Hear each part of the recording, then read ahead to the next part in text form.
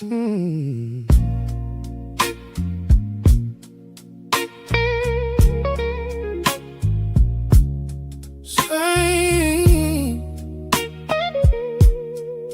Same root, different soil. Same root, different soil. Still we grow through the rain. Everybody got a story, everybody got some pain. One clip, one moment, now the whole world got a name. We stopped trying to understand and started looking for blame. Same root, different soil. Why we fighting over views, trying to win every argument, while the Disclaimer: this broadcast is intended for commentary, discussion, and entertainment purposes only. All topics and statements are based on publicly available information, including news reports, social media content, and third-party sources, which may include allegations or unverified claims. The views expressed are opinions and should not be interpreted as confirmed facts. This content is not intended to harm, defame, misrepresent any individual, organization, or entity. Viewer discretion is advised.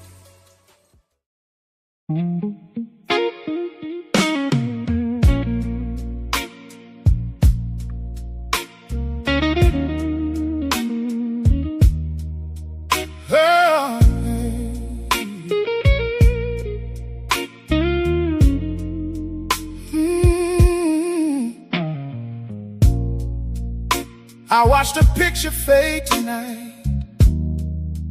30 years don't disappear without a fight. Some say the man lost everything he had, but every story wears a smile and hides a past. Love can build a house so high, still leave two hearts asking why. When the music stops and the lights grow dim, the truth ain't always choosing him, but choosing them. Everybody wants a hero, everybody wants to blame. But if we never face the mirror, we'll keep calling different names, 'cause love has conditions. Whether we whisper or we say it out loud, trust has conditions. Even forever can't get lost in a crowd. Respect is the water, truth is the seed. You can't ask love to grow if you won't give it what it needs. Amber says desire can change the soul, turn affection into something hard to hold. Some call it freedom, some call it pain. Everybody's dancing to a different refrain. Then a preacher's wife stood tall, said submission isn't weakness after all.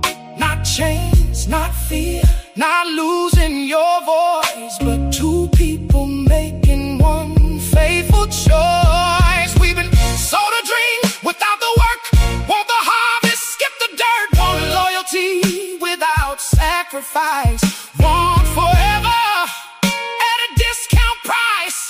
Love was never meant to be convenient, it was always meant to be intentional.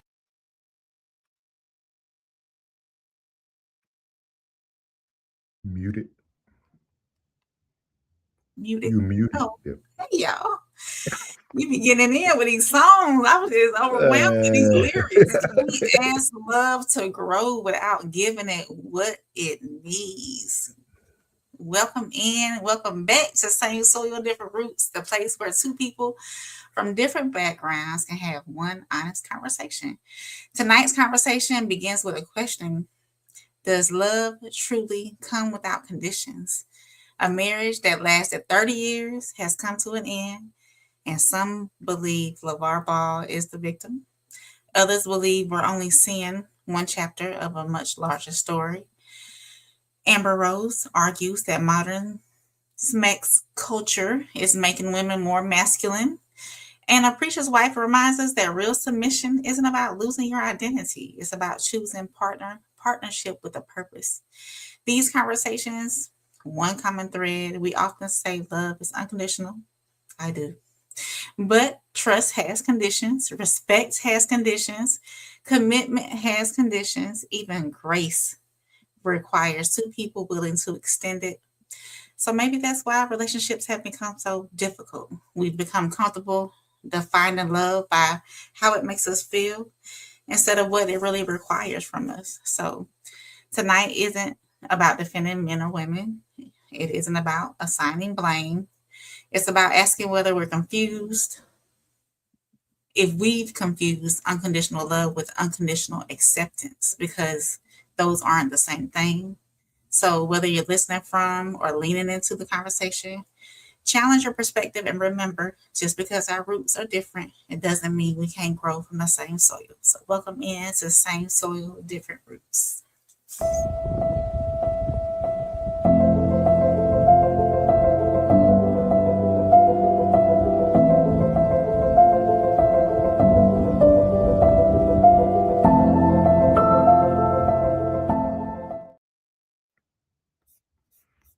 All right. Great intro, ma'am. Thank you. Thank you. We're about to lean right into it, guys. Let me get these comments off the screen so y'all can see the video.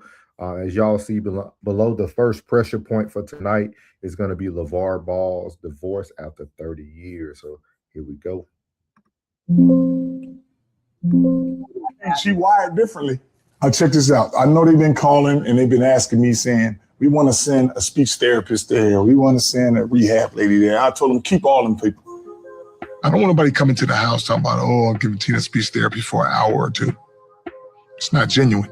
I think it's better to work on Tina when we spend time together. She'll come back much faster with me doing it my way. I think between us three, we're going to be better than what they're going to try to send for an hour just to get their little paycheck and get out of here. Yes. Best place for her is here. I told her she wants.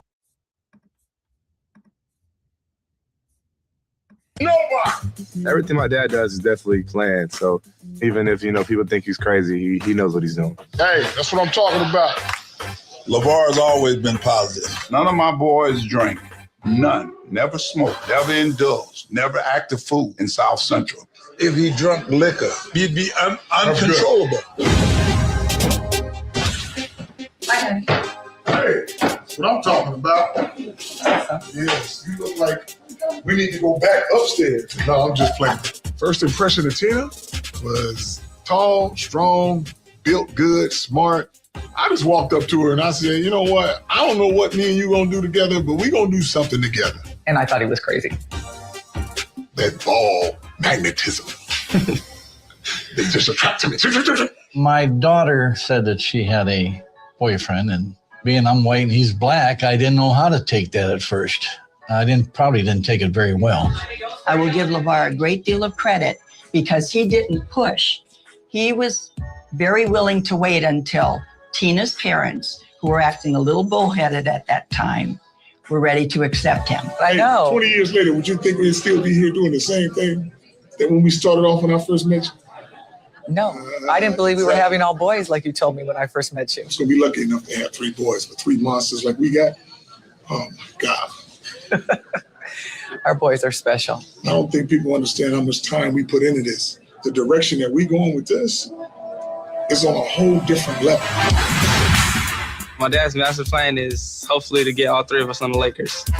We love the Lakers because it's in LA. It's so close to home. As kids, we all dreamt that what the hell? I forgot what I just said. Yeah, I'm tripping. Hold on. Guess what? Everybody in 5 years is on their way out. Your Steph Curry's, your LeBron James. You need somebody else to carry the NBA. What better way than the Ball boys? 3 from the same daddy? You'll see it right here. But she want to go do something else, that's fine with me. We had our run. So even though she had the stroke and getting older, she would never be like, oh man, she was always beautiful in my eyes until you say, I want to go do something else. Yeah. Now you're not as beautiful to me again. And the fact that if you decide to go this way, I'm gonna go that way. That's fine.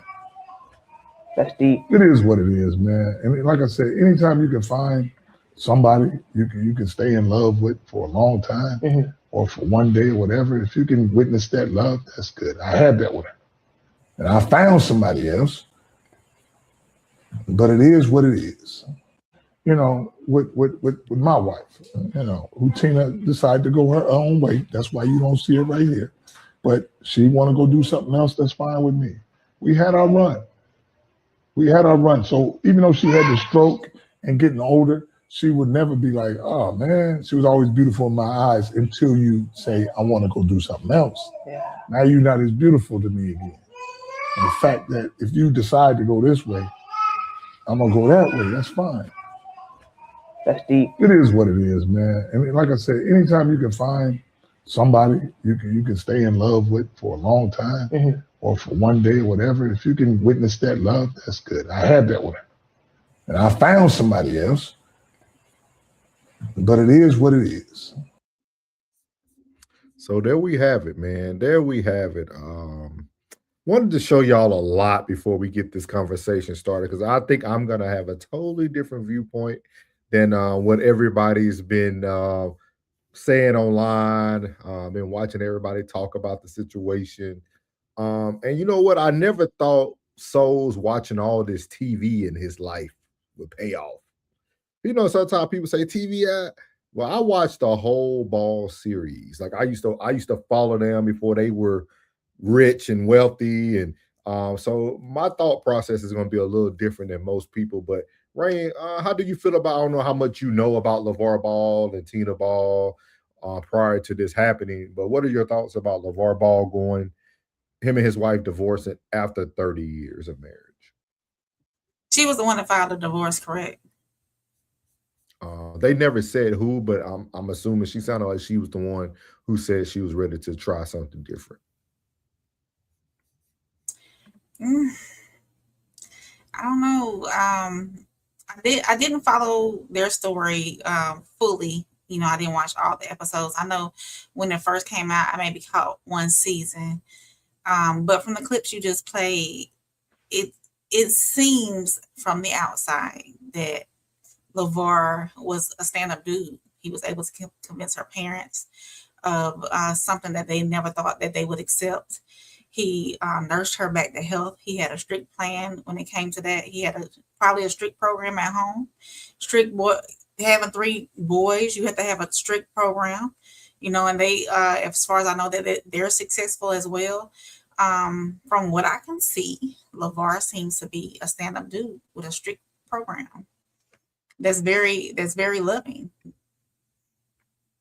at the end of the day. So, unless we're not seeing the full picture, or unless we don't know what's really going on behind the scenes, I don't know why their relationship would end. You know, some people say, "Oh, we just growed apart.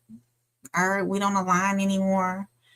You know, were you really in it for the long haul? I don't know. And with her condition, he said he was loving her through all her imperfections, and with her oldness and the fact that she had those illnesses, she's not what she used to be at all. So if her being on the outside think that she can get something better than what she has now, God bless. Okay. God bless. All right. Well, you know, Souls has his soul-isms. I think everything LaVar Ball did for her was amazing. Like the actions of a man sticking by a woman who pretty much becomes ill, and him bringing her pretty much almost back to life. I watched the whole TV series. I was a big avid fan of them throughout the whole Ball Boys series. I don't know how many people actually watched it. But I'm gonna say something that's very unpopular tonight, probably to some. Rain, what do I say people gotta have to keep relationships and marriages together? Tolerance. She tolerated LaVar Ball. And that's what people fail to realize. Like, And don't get me wrong, LaVar Ball, watching the show, LaVar Ball is the type of father and man you would want raising your sons. Like but two things can be true in the midst of things, right?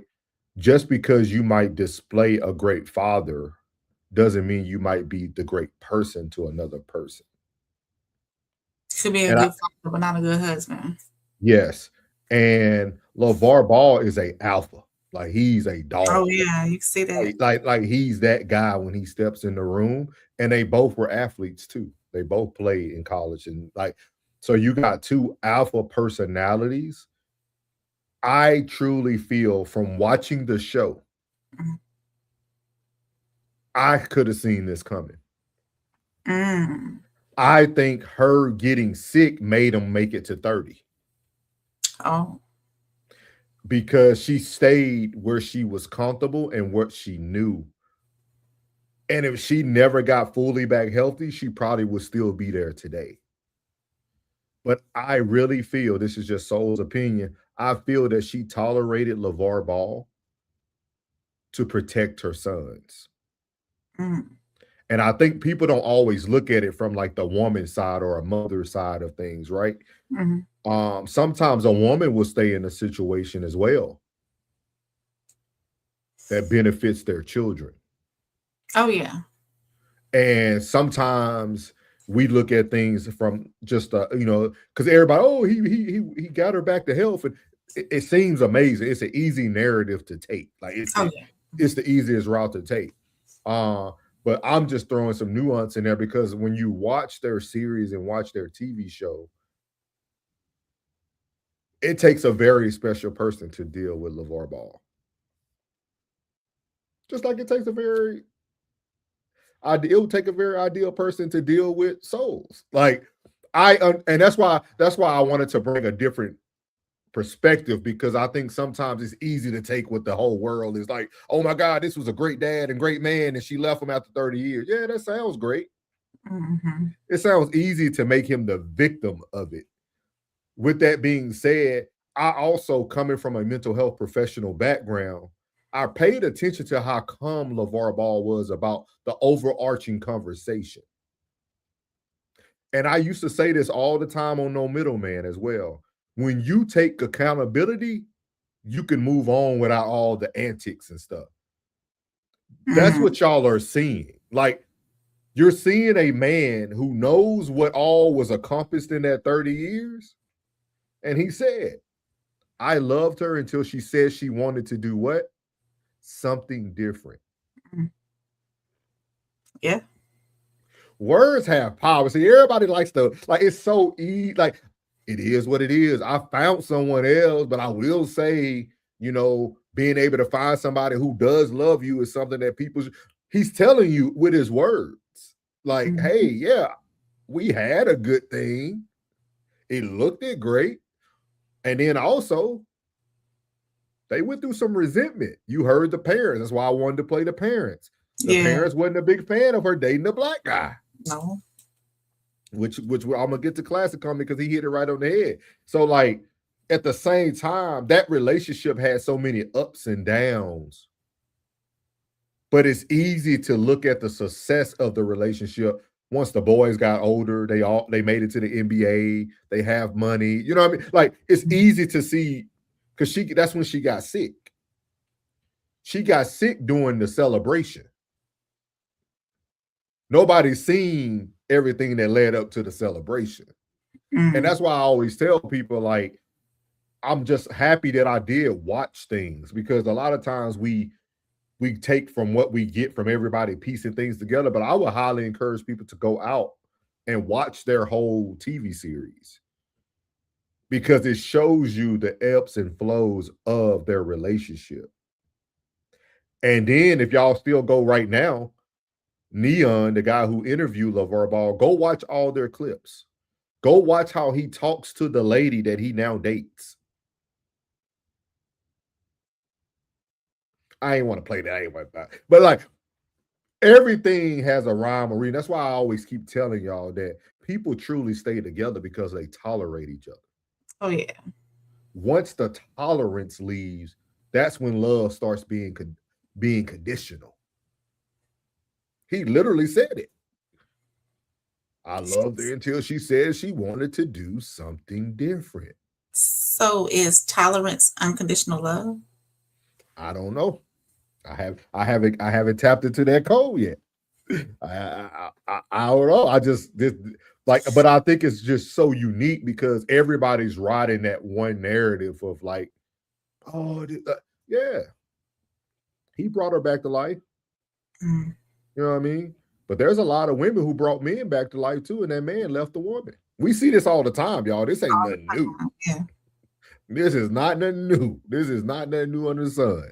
So I don't know. What's your thoughts though, Ray? What's your thoughts? I just know a lot more about the family due to watching them. Watching them, yeah. Like I said, I because it was reality TV. I think I started in one season and probably went on to another different reality series of people, and I didn't go back to the balls. But I know that what Mario said, that he helped her get back, and when he needed her, she ran because that's what it looks like. That's what it looks like. That's what it looking like, you know. But we don't know for sure, you know. And it's the narrative has been out about these women leaving after so many years because they want something different or they found themselves. So she's keeping pace with what the women are doing nowadays. See, but I see it totally different. Like, which is so crazy. I know, like, I see it different. Like, I don't even think it's a trend. Mm. So, again, coming from again, I know those who don't watch No Middleman. Like, I went to a very white, predominantly school. Like, I had to be on a bus ride for an hour plus every day. I went to white people. I got a lot of white counterparts and friends who parents divorced after their kids got older. Mm. Like, it's a huge trend. White mothers would, and I'm not saying this is white on white marriage too, not just like a white person married to a black man. Or I'm talking about like white parents. Like, white women tend to kind of deal with a lot of things to get their children to where they need to get them to. So you think that's what it is, that she knew? Brain frozen. I'm a little. So a lot of, oh, there she goes. She back. There she go. Oh, I was gone. There you go. Oh, nope. You're there. There you go. Is it me? There you go. All right. It was a little frozen. Yeah. Oh. I was asking. I was going to ask you. Do you think that was she or do you know if she was like a stay-at-home mom whenever the kids were coming up? I know you said she was an athlete. What's her background like? I mean, I know she has parents who are racist, but what was her background like as far as staying at home, raising the kids? They did. What you breaking up a little bit, Rain? So I'm trying to make sure I get your question correct. There you go. You said what was her background? Like, yeah, what did she do? I know she was an athlete, a prior athlete, but what did she do at home? Was she the stay-at-home mom, or did she have a career, or what with the boys?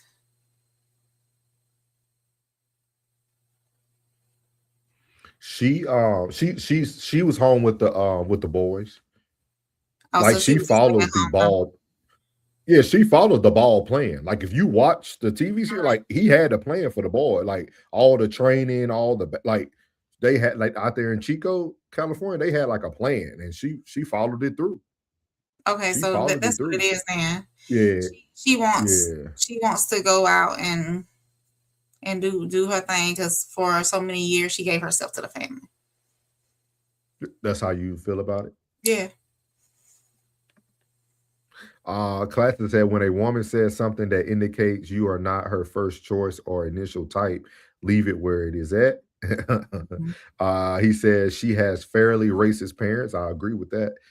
He should have never done it. I can kind of agree with that, Classic. He said, for real men, it is. He said he was her act of defiance. I like that, Classic. I like that. Jen told Classic spot on. Yeah, I like that. Classic said men leave the women who help them because the woman keeps rubbing his nose in it. There is a difference, and I'm not biting my tongue. So that's what Classic feel. Classic feel like it's two different reasons why a man leaves and why a woman leaves. Yeah. And shout out to what's up, Richard. Richard said men stand in the fire more often than not. Mm. I think so in our culture, Richard. White culture, nah. Salute. What's up, I-90 West? What's up? And thank you, I-90 West. I seen you sent over the 100 2 jewels. I don't know how it works on YouTube. Appreciate you, big dog. Welcome in. Welcome in. He said he helped her get through cancer and all that, and she still left. Man, that's sad. We're doomed. Hey, I'm a big component of. I'm a big component of. There's never one thing. There's, you know what I mean? Like, there's a combination of a bunch of things. Like, I kind of go with Classic from when you think about the first part, right? Going through the defiant stage at a young age, doing something just out of spite of your parents first, which probably caused a lot of turmoil if he wanted to leave or not. Yeah. And then he stays through that. They start making babies, you know what I mean? Then before you know it, now they're on the TV screen. You know, it's a lot of variables there. A lot of variables there. He said, when I tell men I understand why they don't want to do the paperwork, they call me names. But when she leaves in 30, I was right. I don't think he having no problem paperwork wise though. He's definitely sitting in the same house that he built, so he got the house for sure. He said, "Dang, this is a black thing." No, not a black thing. We're just talking about when it comes to a lot of men staying through the fire. I think we do deal with that as well. I-90 West says, "Do you think she would have left her kids / husband didn't have fame?" I think so. Yeah. I think so. I-90 West. And the reason why I say that is because I watched their TV series, their docu-series very closely when the Ball family had their TV series. That's what I'm saying. Like, when you think about, everybody wants to be treated a certain way. You know what I mean? That's just life. You know what I mean? If you, for a woman that's willing to deal with an a-hole, I'm sure there's a lot of days she wants to leave. She stuck it out. Like, she did. You know what I mean? Now she stuck it out. And you know, when you fight something like cancer, we got to look at it from both ends, right? I'm trying to be like more of an optimist, right? Like, optimistic about it. Like, this lady almost died. She might feel like, okay, I almost died. Yes, he helped me get back to life, but I want to see what else life has to offer. This life is short. You know what I mean? So he said he's just lucky, but generally good advice is to not get the government involved. I hear you, big dog. I hear you. I just wanted to bring a different view because I've seen everybody caping up and almost making him feel like he's the victim. But I think someone's reaction tells you more than you need to know.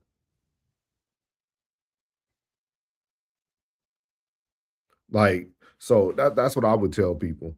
I don't know, class. We got to hear her side first. We got to hear her side first because I was trying to look up to see like who she with now, but I'll have to I would love to hear her side of it. I don't know if she's gonna come out and talk about it. And I think the biggest thing is, if y'all notice, like, the boys aren't involved in none of these conversations. And maybe she just wanted to go to the program. I think, she was tired of the program. Go ahead, Rain. And if it's just me, y'all, or is Rain breaking up? Because I want to make sure it ain't just on my side. I'm watching. Is she on breaking up on y'all side? I'm looking okay. I'm thinking I'm looking okay.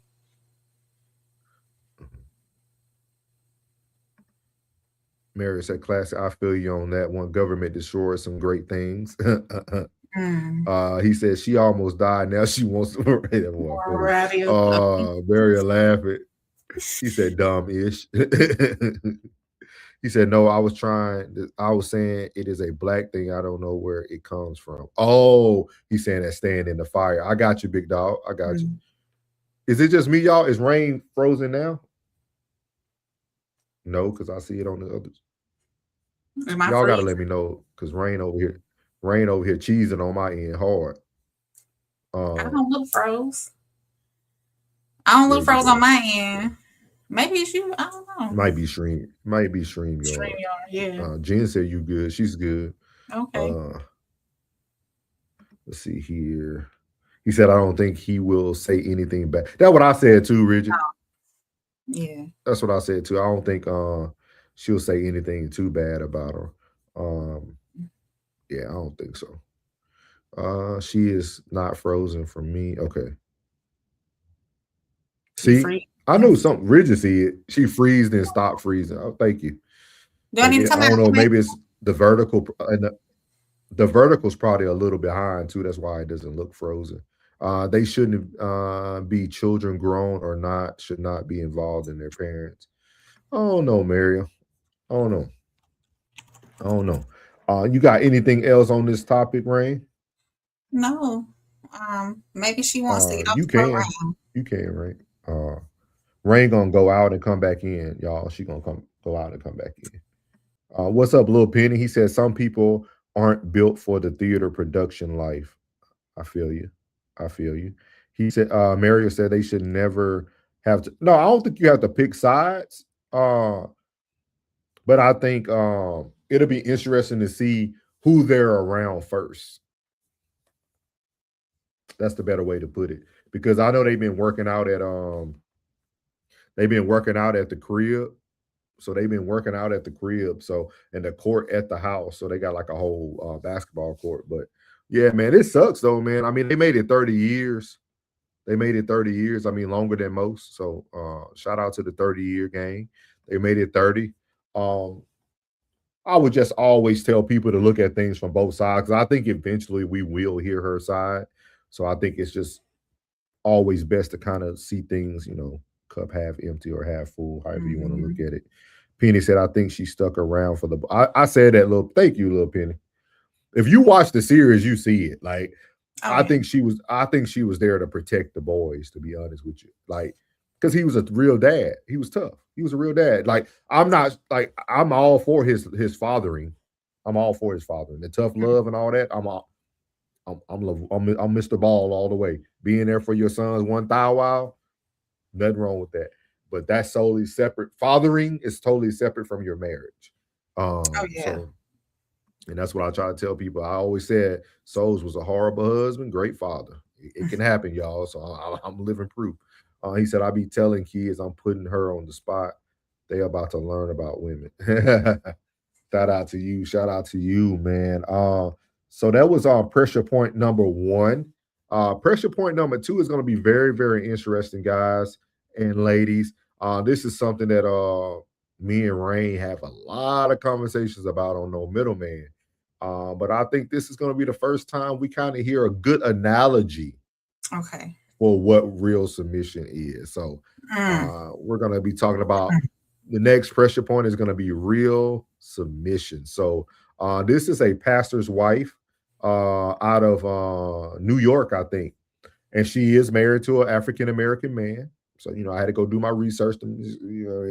So she's married to an African-American man as well. But she gives these women a class on what real submission looks like. So here it goes.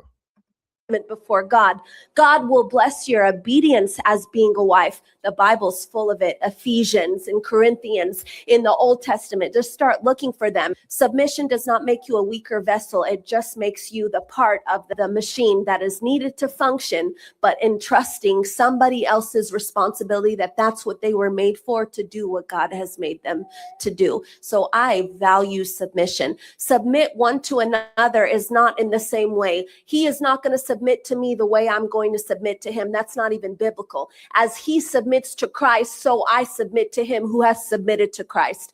If God has made the man the head of the house to love his wife as he is to love the church, God is going to hold him to a standard. God is also going to hold you to a standard. And it's not going to be dependent on, did you value him, or did you do right by him because he did right by you, or you did right by him because you did right by what God commanded you to do. You will see a dynamic transformation inside of your home when you begin to obey his word. Submission is our safety as wives. Submission is your safety as a wife. Keep trusting God, but allow your heart to not be tainted if he's doing right by you. God will make him do right by you. God knows how to reach the man that he gave you so that you don't suffer and cry, so your child doesn't suffer and cry, and so you don't live in a house that is just like what you've always seen. You will be the chain breaker of marriages and relationships and love in this life if you just do it God's way. If you think submission is because the man is doing what you believe is right for a man to do, then you've missed your assignment before God. God will bless your obedience as being a wife. The Bible's full of it. Ephesians and Corinthians in the Old Testament. Just start looking for them. Submission does not make you a weaker vessel. It just So that is one example of what she said about the woman being submissive. And there's another one that she talked imagine about. it's rain. So she gives a great analogy here that I really want everybody to be able to take from. So here we go. And you're in New York City. And if you've ever been to New York City or in France and it starts raining and people start selling umbrellas on the street, those $5, $10 umbrellas, they're not worth much, but they get the job done until you get home. Imagine you have that man. You have the man that gets the job done, isn't anything special, but he gets the job done.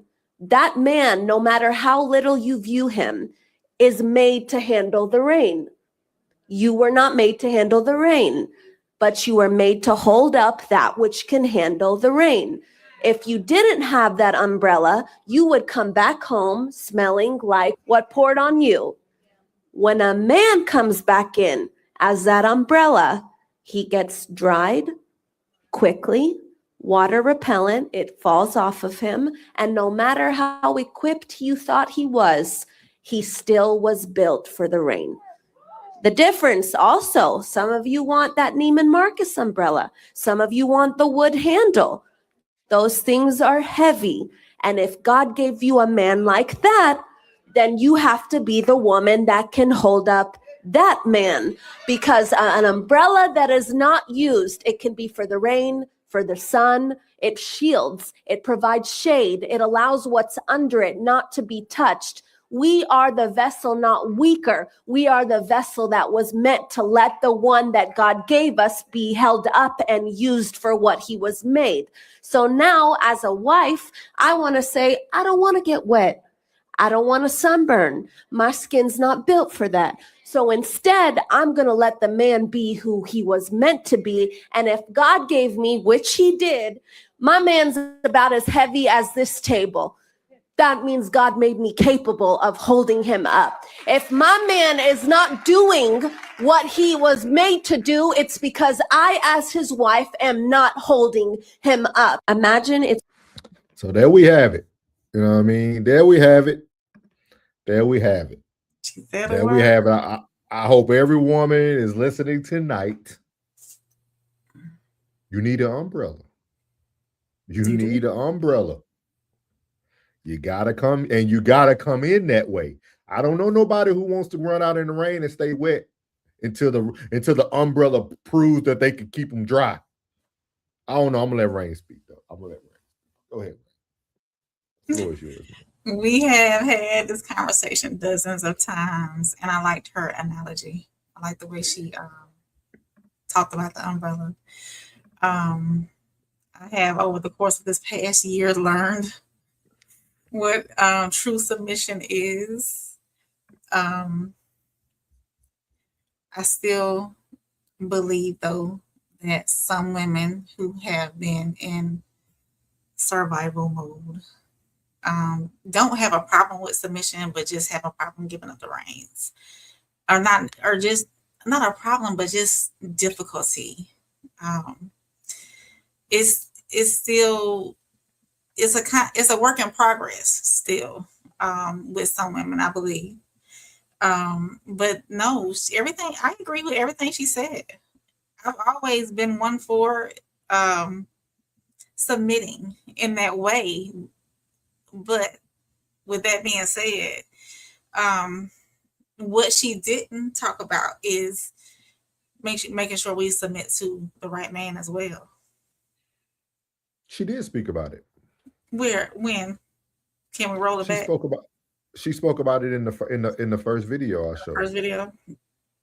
And the reason why I say because it's funny because Mariel said the same thing, but she did speak about it because she said the woman first must do what she's commanded to do. I think a lot of women never truly find the right man because you're never doing the right things. What are the right things? No, you see what I mean? Like you're like most women don't want to give up the reins. They don't want to come in submissive. They don't want to do these things. And then you would blame that the man wasn't the right man, but no, the man was looking for a wife and not a girlfriend. You see what I mean? Like, because she even said the woman must do what's commanded of her first by God. Like she already said, the man's gonna be judged. The man is judged on a whole different standard. And then not even on God's standards. Y'all see in the world today, the man is judged on a whole different standard. Like, so I feel like a lot of times people feel like they didn't find the right person because you weren't in the right position and you weren't doing the right things. When you anytime you withhold things, and Raina heard this, y'all. So this is new to y'all who haven't heard it. But once you withhold things that you're saving for your, and I ain't talking about sex, I'm talking about just your actions, the things you do, you should treat the person that you feel like you care about the way you're going to treat them. Don't hold back who you are to see or play a game with a person. The quickest way to get somebody out of there is for you to be fully authentic who you are. Yeah, now I've always agreed with that. I've always agreed with that. I've always agreed with that part. April's gonna be rain's gonna be rain. Rain's gonna be rain in every relationship. I'm cooking, I'm cleaning, I'm fixing lunch, and jumping off the dresser, hanging from the ceiling fan.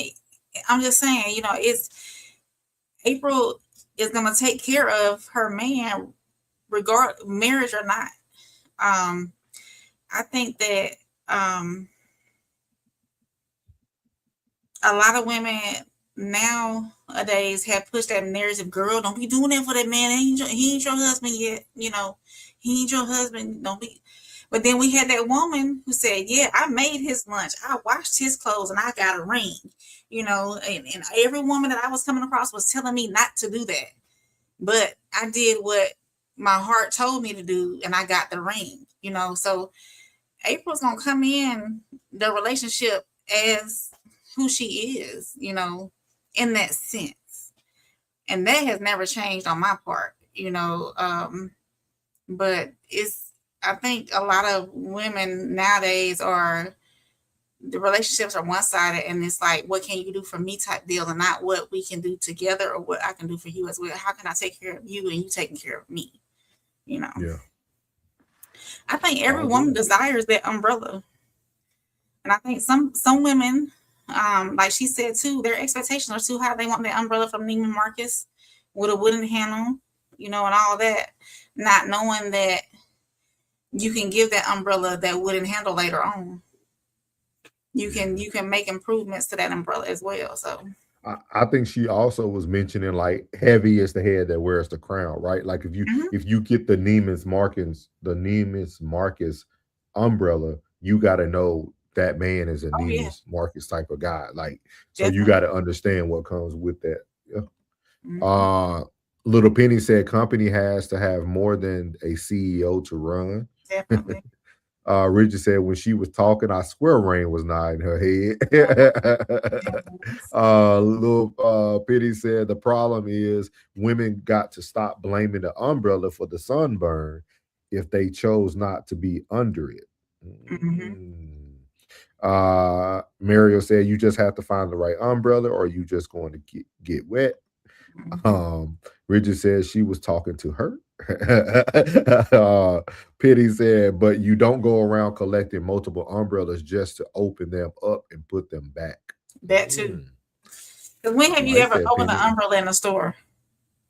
I've never opened an umbrella in a store. I just go pick one. They say it's bad luck. Yeah. And Penny said, and they complain that the umbrellas don't work no more. Uh-oh, here you come. We gotta get you. He said, class said, doesn't matter. Modern women don't want to listen. It's already out there. It's already out there. Hey, classic. This goes to your show tonight. This is unwanted accountability. Unwanted accountability. Unwanted accountability or unwarranted accountability. Mario said, when I was younger, I didn't understand what true submission is. But now that I'm older, I understand what my role is. But I missed a good man because I was. Ooh, let me read that one more time. I ain't gotta finish it. Thank you, Mary. Thank you. We gotta get Mary up. We gotta get Mary up on our no middleman one of these weeks. She said, when I was younger, I didn't understand. I didn't understand what true submission is or was. But now that I'm older, I understand what my role is, but I missed a good man because I was trying to run my house instead of submit.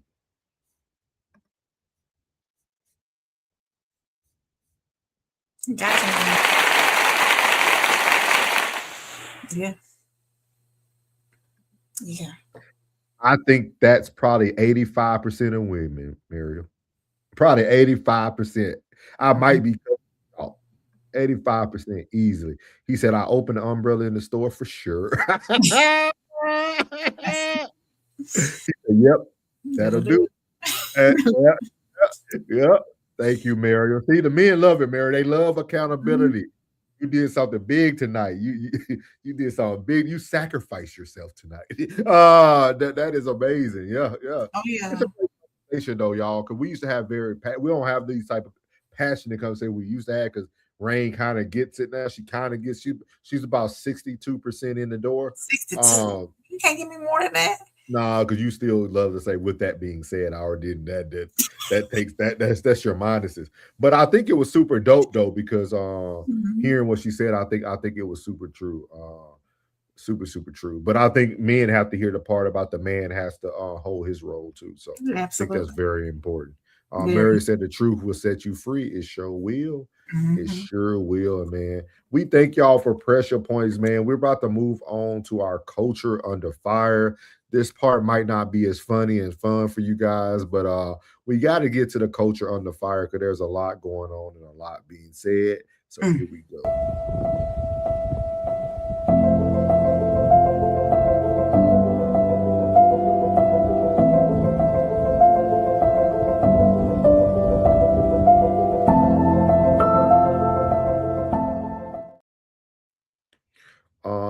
Penny, I don't know. I'll have to look. But the pastor is a black gentleman in New York. Him and his wife. I'll have to look it up for. I can get it to you by the end of the show. So the culture under fire. We're going to be starting off here with Angry Man on the ninjas. Man, Angry Man has been talking about the ninjas. But what we really want to get to in here is what happened in Chicago on June the 10th.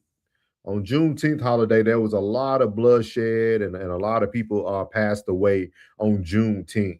And there was a lot of truth into this diatribe that Angry Man is about to go into about the black culture and about how things are moving. And then it goes into how black people are now feeling about what happened in Chicago, but not just Chicago, just life in general. And I think it's a conversation that we definitely need to have.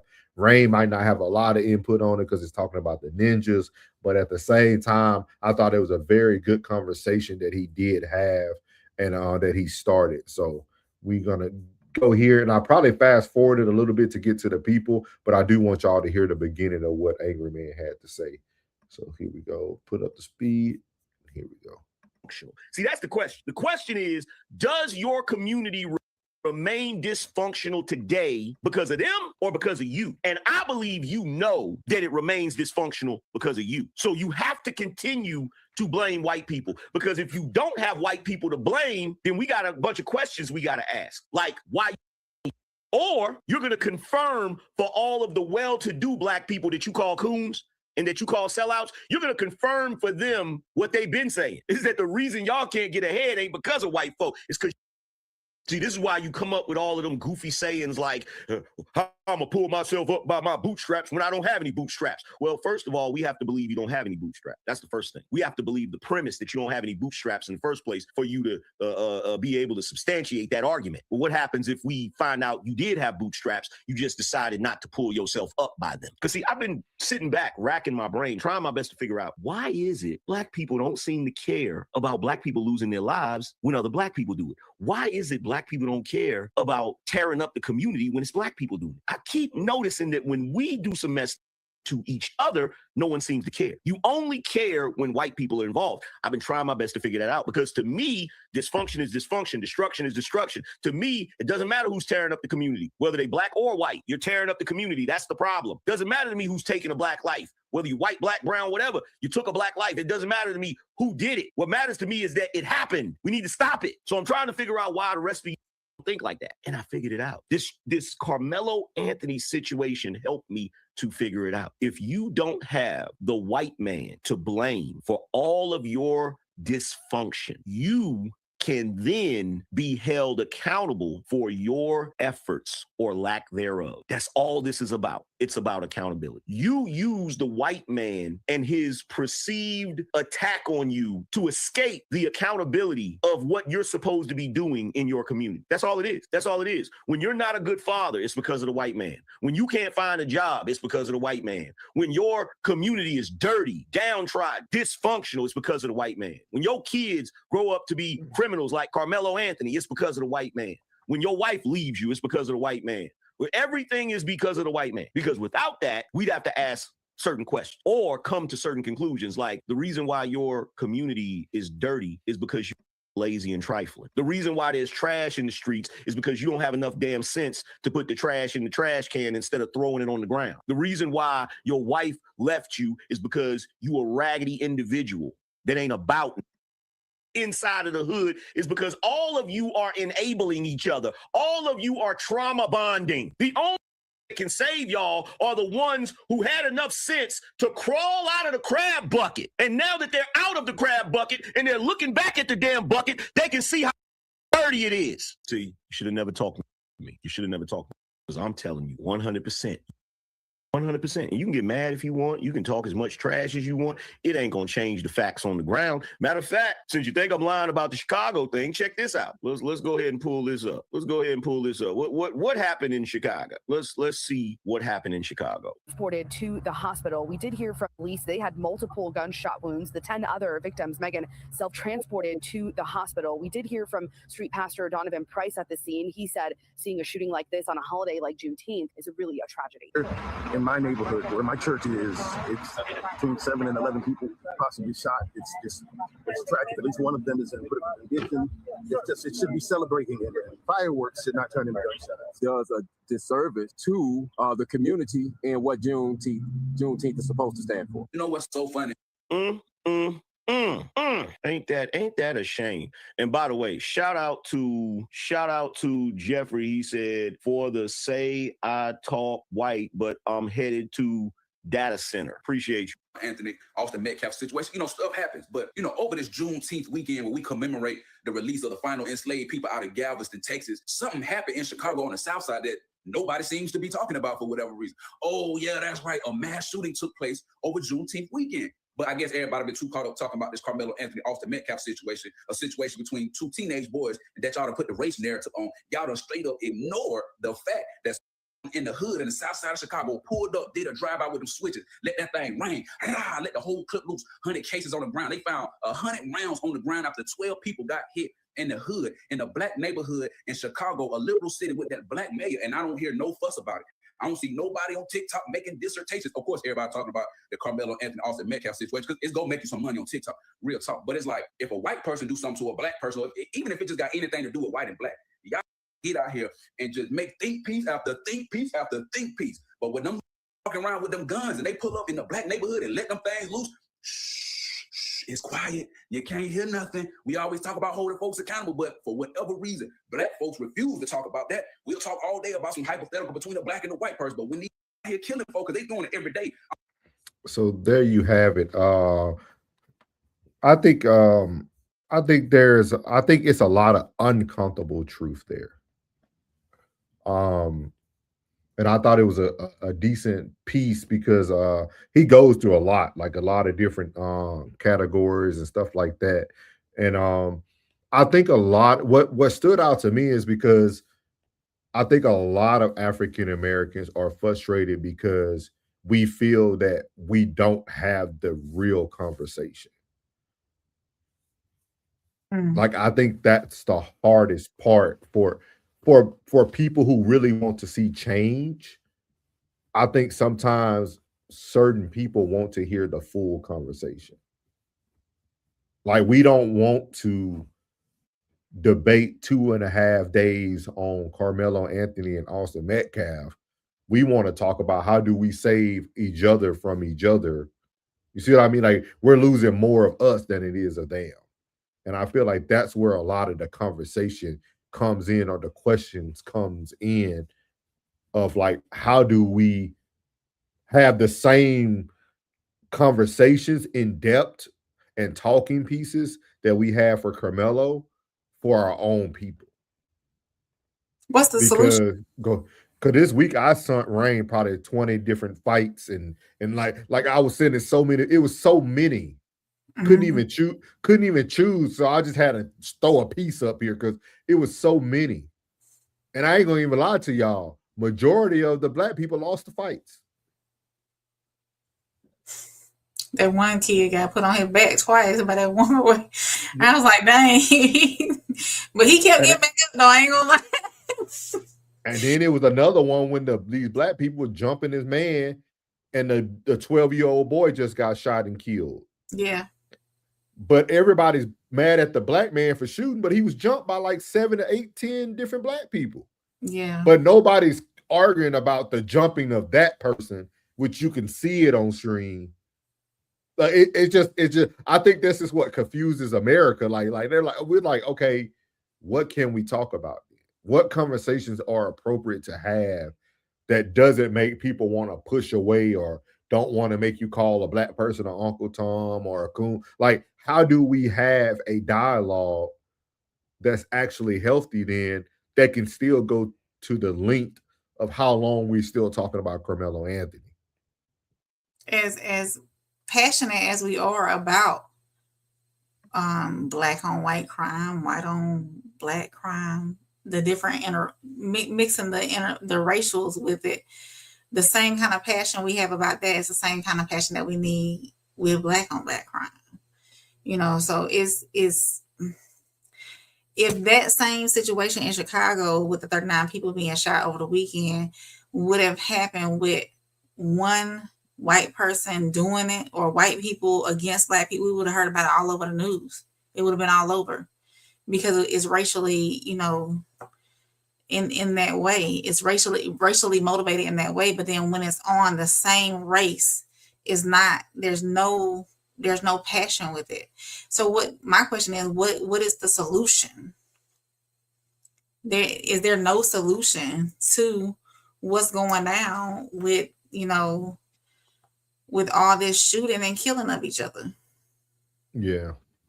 And I appreciate this dialogue we're about to have. I appreciate y'all chiming in, especially Classic knows. Like he knows the area more than most. He said the majority of black folks aren't participants in this ish, but we speak like it's our community as a whole. He working for them people and don't even know it. So do y'all not? So this is a better question. Do y'all prefer to have the conversation behind closed doors and not on social media platforms? Like, would that make everybody feel more comfortable? Like, because we still have to have the conversation. And I think this is one of those areas where two things are true, right? People can feel one certain way. Like when I have conversations, like if the shoe doesn't fit, I don't wear it. So I don't get angry or upset because somebody said something about black people if I'm not in that group of people who do those type of things. Like my race does not dictate like how I feel about what somebody's saying about black people. like I'm not that black guy out there shooting other black people. So I'm not gonna get upset. I'm more open to hear, okay, how do we improve this situation? You know what I mean? Penny said, honestly, not one or the other. It's both issues are relevant. Okay. I don't know this name, but he said it's the mentality of black culture. There is never a fair fight. Okay. Okay. Classic said, speak about the average black person before speaking about the worst of us, and then discuss how the majority of us can help the. Okay, so Classic, you like kind of like the conversation we had on Tuesday night, then. Yeah. So you prefer more of the style of, okay, we know they're doing that, but now can we speak a positive message to move the culture forward? Mm-hmm. That's what I'm hearing here. Find a solution. You're saying, hey, we don't got to keep showing everything they're doing. We know it's happening. How do we move forward from it? Correct me if I'm wrong, too, Classic. Mary said, first, you have to find people who listen as well as knowing their culture. You need to be standing up for all that get that word, not just looking at the color. I like that, Mary. I like that. He said, instead of look at the worst of us and call it the norm of, I got you. Okay. I got you. He said, black on black crime makes up 40% of violence in this country. Penny said, the honest answer is we as a culture have fought so much, it becomes embedded in our culture. Penny, you know you white. That's what Plug said. We have lost the purpose of the fight in later generations. I like that. I like that. He said, have the convo as loud as you want. Just point out the idiots or the gotcha. I got you. See, this is why you got to ask people, like, because I think sometimes it's all about how the delivery is. How do we deliver the message? That's why I even did a different form of it on Tuesday night, because we had a conversation backstage after our, I think it was Monday night show or the show from and like it does make you like, because I do want to be heard by the black culture. So if I need to alter my form of communication to get you to hear it, I'm okay with that, but I will still always stand on my points. But I can't alter my conversation or my talk pieces to make people feel more comfortable and engaged. I don't mind that. He said, we just can't have the conversation about knuckleheads and act like it's all of us. I got you. Yeah. I got you. He said, loaded question, waiting for admission either way. Hey, Penny said, the convo needs to only come from those that actually know, and where they're not opinions about opinions if you removed it from it. Gotcha. Mario said, the thing that sucks is that it's bad in every race. It's always what they put in the media. Yeah. Hey, if you catch the weekly rain report, she puts positivity in the soul reset. So catch it on Sunday. Okay, yeah. Glasses said, I think it's extremely important to always emphasize that most of us are chill, funny, cool folks. Then go for it. He said there has to be a preface. Is that a preface? Preference. That ain't preference. That's pref. Y'all know y'all can't have me right up here, but y'all know what he said, because of the propaganda has against us so long. Preface. Is it preface? That's it, right? That's me knowing how to say all them long words. Pity said, good news don't make the news. Hey, catch it on Sundays with Soft Rain. She makes it on there. Yeah, I like that. I'm gonna start that because I like that. He said, Rain, you correct. I'm gonna start that class. I'm gonna talk about that on my other channel. I like that. So it's all about putting out the accurate description or depiction first. So it's not. Yeah. So he says, as a white, let's see what he got to say, y'all. As a white guy that grew up in 99% black neighborhood in Detroit, I seen the good, but I have also saw the worst. Thank you for your respectfulness. He's adjacent. Yeah, you're Jason. You up there with the rain. You welcome in. Welcome in. You and Rain would get along very well. Rain grew up with 98.9% black neighborhood. About 100%, really. So y'all welcome him in, Little man. speckle right Yeah, welcome him in, man. It's that Eastib, STBB. Epstein. All right, welcome in. Welcome in, big dog. Yeah, let us know how to pronounce it, but appreciate you tapping in. I like that. I like the respect too. He said yes, it's mandatory. If you don't disclaim first, we are working against. Gotcha. Okay, Classic. Okay. Classic got a good show brewing for y'all. He in different form today. He in rare form today.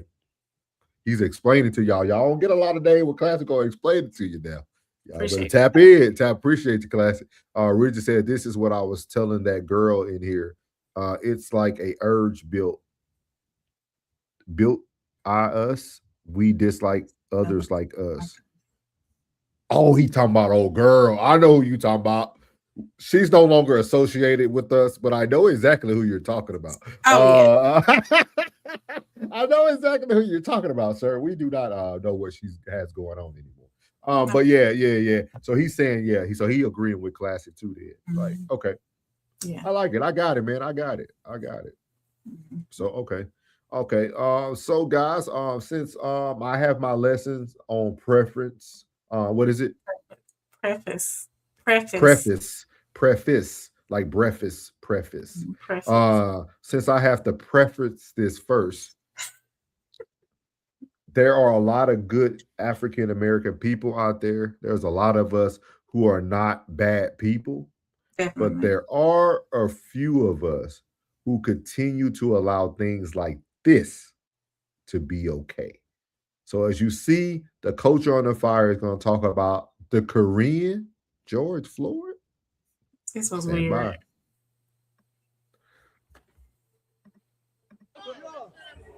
Yo, they trying to arrest me.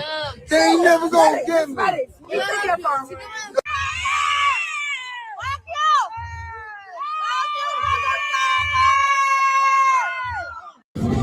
Hey, I'm the Korean George Floyd, nigga. Damn, y'all be hurting me. Hurting him. I'm George Floyd, boy. Yeah.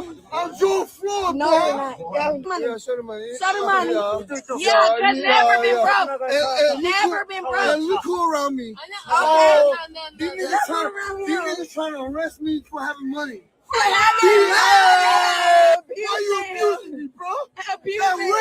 He do got that money, though. I do got that money. I do, unlike George Floyd. Yo, they trying to arrest me. They ain't never gonna get me.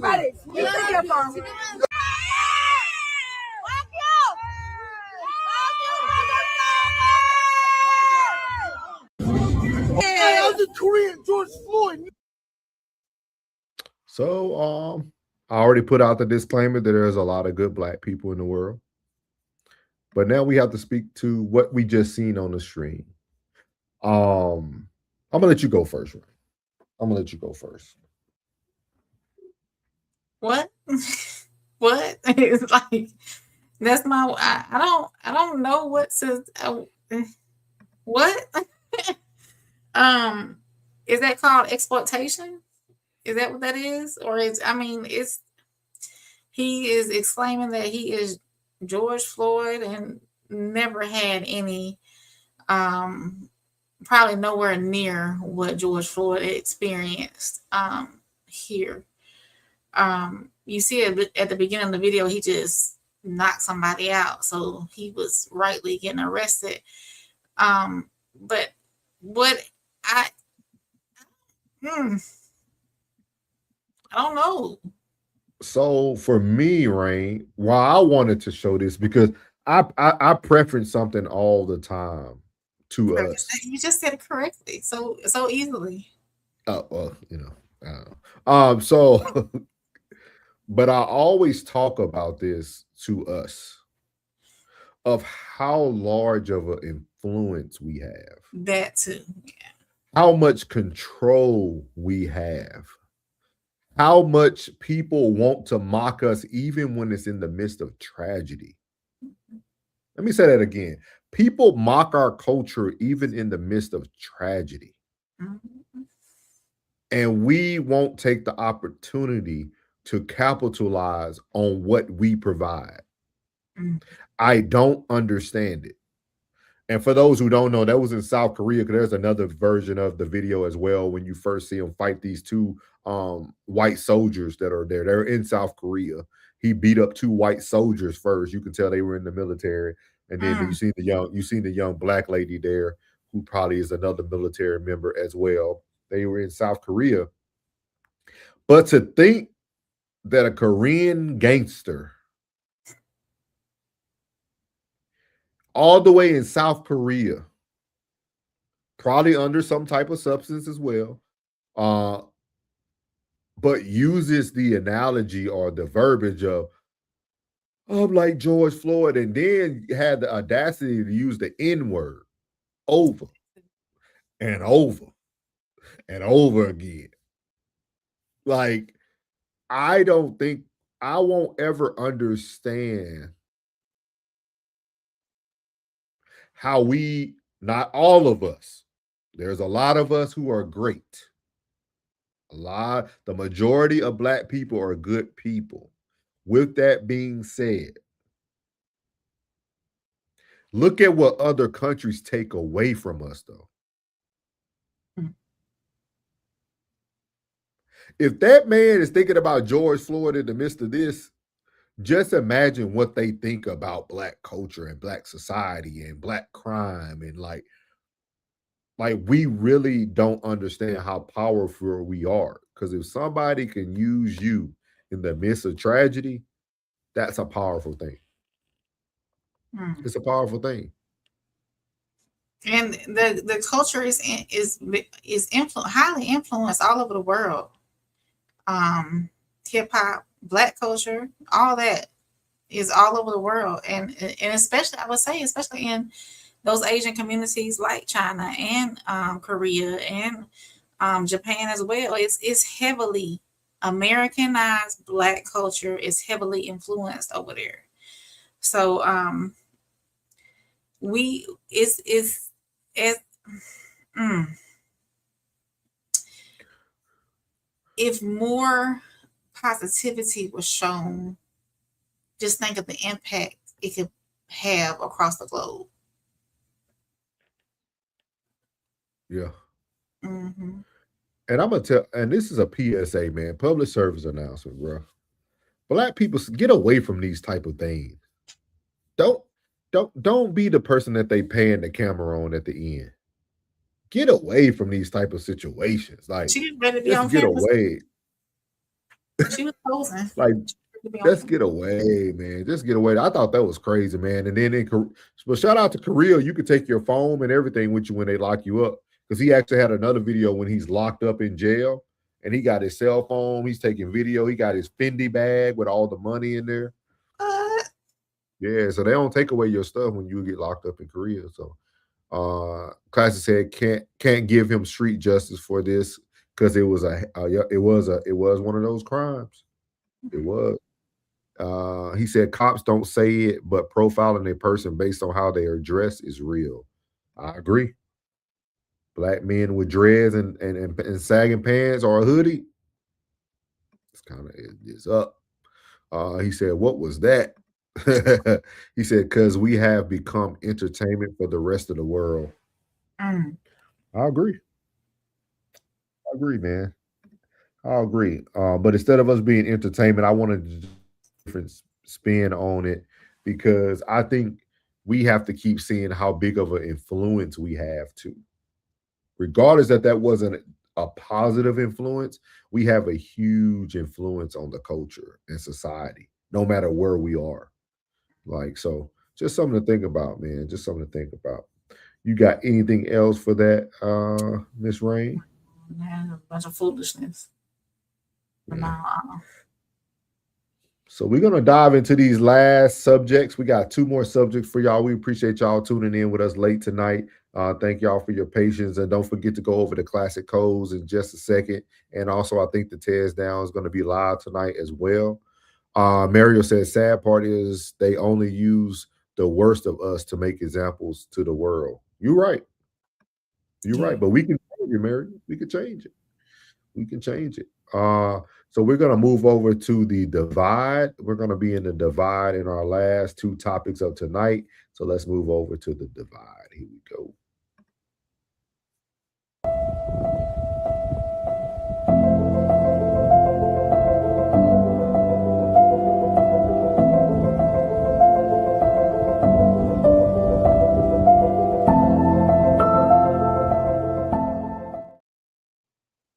So, for those who haven't been living under a rock, Geno Smith was allegedly accused of DV by his, I'm assuming it was his girlfriend or one of his female partners.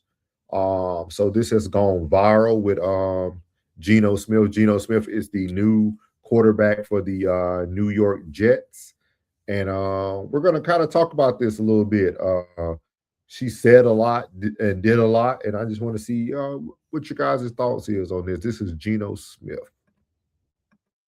That's why. I came in there, I put 7 down, and I left.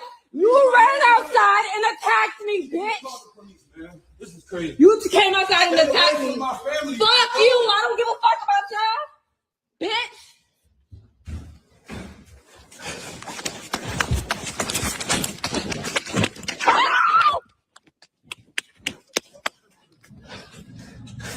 Leave my neighborhood.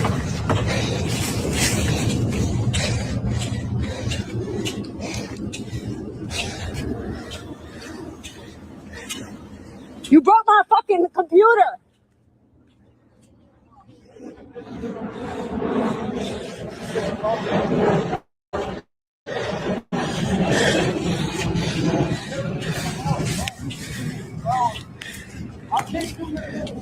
Fuck you. Move. Yeah, look at you. Look at you. Get out of my car. You bet you. Get out of my car. Stop. Get up.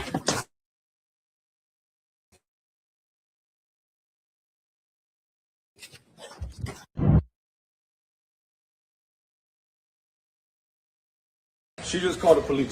Gina just beat my ass. That's why. She come in here.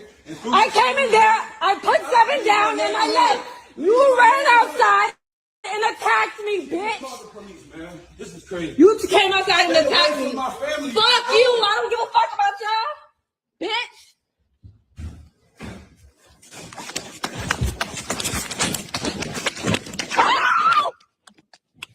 So this is Geno Smith and his female partner. I don't want to call it a girl. I don't know what they actually were.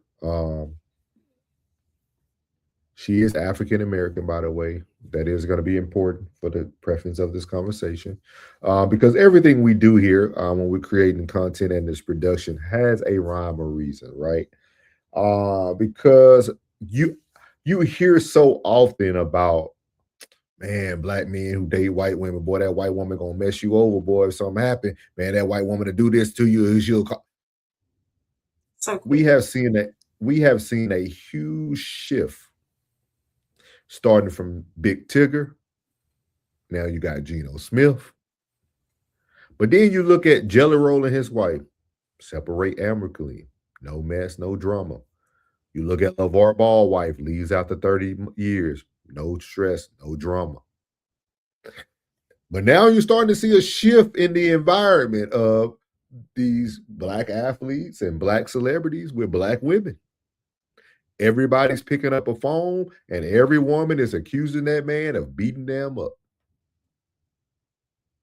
So just wanted to have the conversation tonight about this. I do not approve of any DV. With that being said, if y'all seen her, man, just to me, I'm all about your actions. Like her running down and screaming help and all that stuff. Come on, y'all. This is what I be talking about. Majority of black people are good people. With that being said, we have to get to this reality. What if the wrong white cops would have pulled up to Geno Smith's house that day?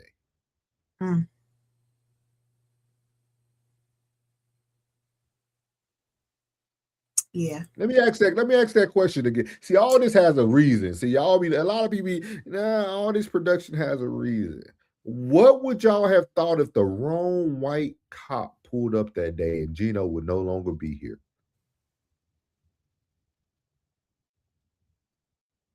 We continue to talk about protecting the black man, this and that, and look at what we're doing. This is not protecting the black man.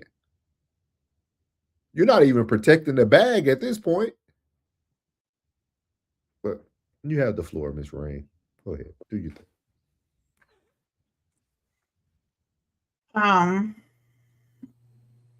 The way she talked to him I know she was frustrated and whatnot. The way she talked to him in the beginning versus halfway through, then you're talking big and tough in the beginning, and then halfway through, you're running away screaming. So which one is it? Are you gonna be tough, or are you gonna be a damsel in distress?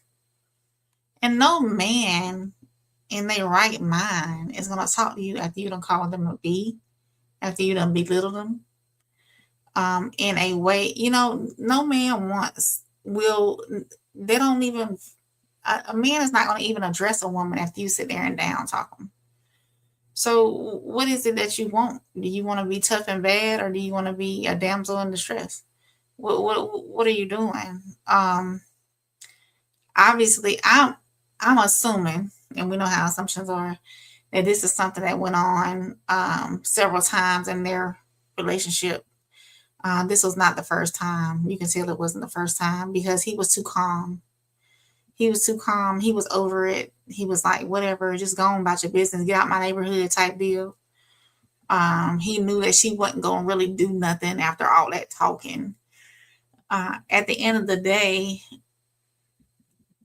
females like her, they really don't need to be with anybody. Because what are you doing? And then why do we, I need the females to chime in. Why do they feel the need, for real, I want to know why they feel the need to pull their camera up, and you're going through all of this, but then you got your phone out videotaping what's happening, and then the need to post it and expose it later on. What's the deal with having to expose everything that's going on with you? Why? For what? And what how is that benefiting you? Yeah, have it. If you want to do that, if you want to record for you, to have it for your records or whatever, or your so you can tell what happened if something really did go down, have it, but what's the point of exposing? Because not only are you making that man look bad, look how you making yourself look. So I think a lot of women do it because they think that they're exposing something that now another woman won't want him, but that's not true. No, like I really think that's why a lot of women do a lot of the things that they do, because they feel like, oh, once I get this out here, you're gonna be single for the rest of your life. Nobody ain't gonna want to touch you. Nobody ain't gonna want to deal with you, and that's not true. A lot of those women have already heard about you from the man. And I'm gonna tell y'all this, fellas. Anything a woman to put on camera, she's already done it to you in the dark. Oh, she done told somebody. That was her true character. Oh yeah. That was her true. That, like you said, he's been going through that. Because he was too calm. He was too calm. He wanted to walk away from the situation.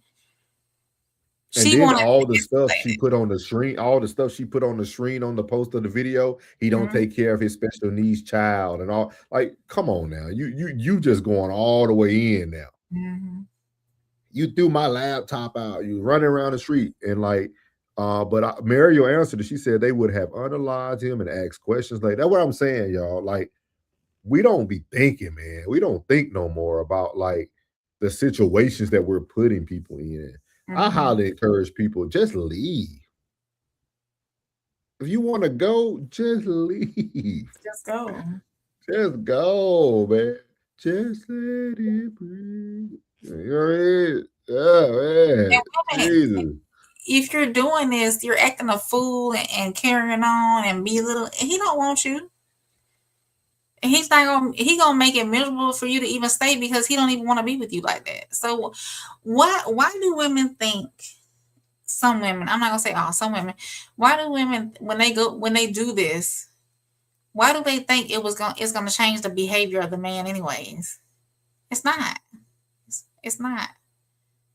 You Can you complaining, answer that for Penny? women. How do you Penny feel has a about question. her? It's not the majority of the women. It's not. All women do not act like that.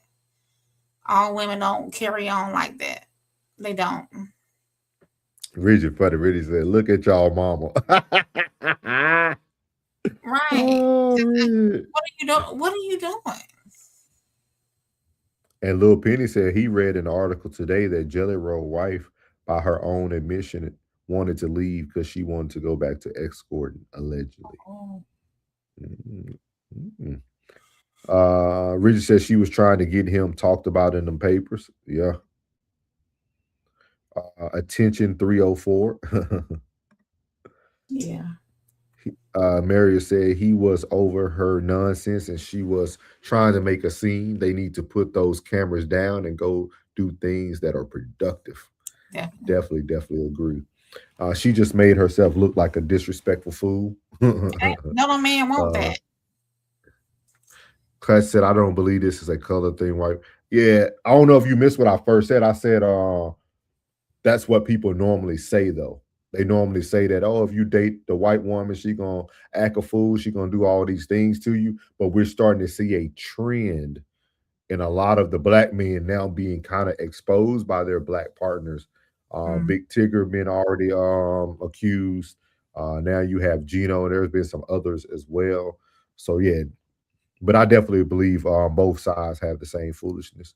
He said they're crazy, don't involve a camera phone. Mario said, I was over it when she started yelling and calling him a B word. Just get in your car and leave. Yeah, she ran past her car instead of getting in her car. Probably ain't hers. Probably something he bought her. Kai said Asian women are the most commonly submissive women.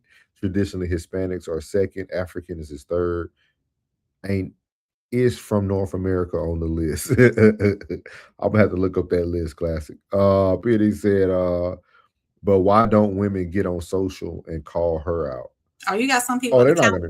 Queen, they out there. They will eventually. It's already out there.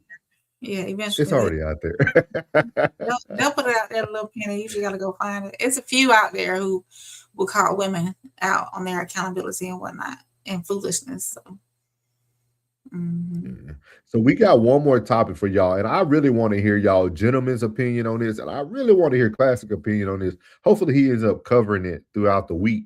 Because y'all know we always say like good guys finish last, or you know, we have all these sayings, but like this really threw me off, y'all. This last topic really threw me off, and I don't know a lot about this lady, so Rain probably be able to educate me.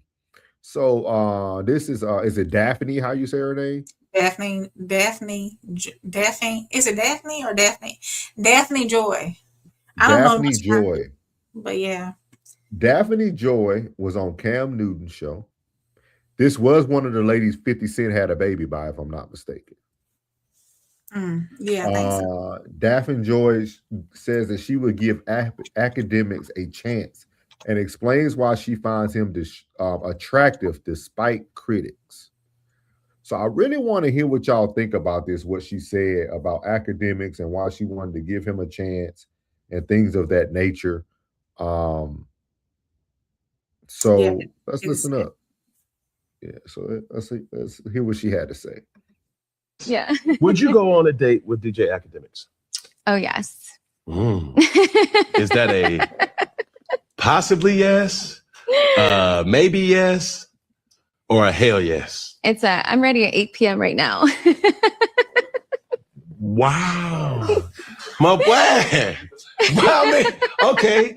What would you want the expectations of that night or that date to look like?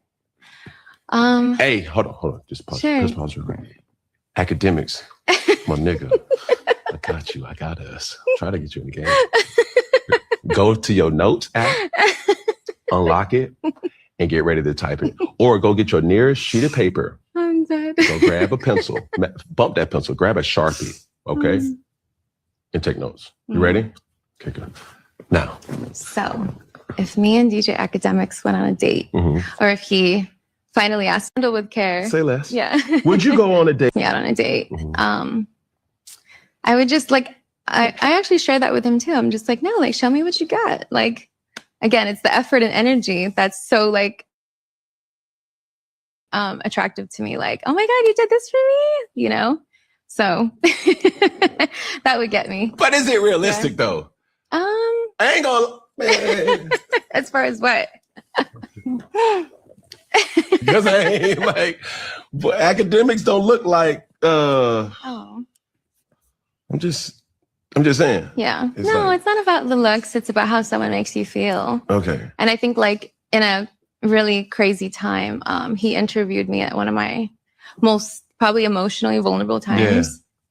Yeah. And he made me laugh. Like he made me like laugh. And real laugh, like belly laugh. And that's how to get to you. Yes. So academics, just out on a date. Just tickle her, bro. Like you got her. Like yeah, I'm not ticklish.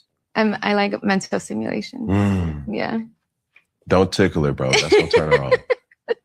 But no, and I don't want to sound like, I don't know if I'm talking too much, but what we've seen.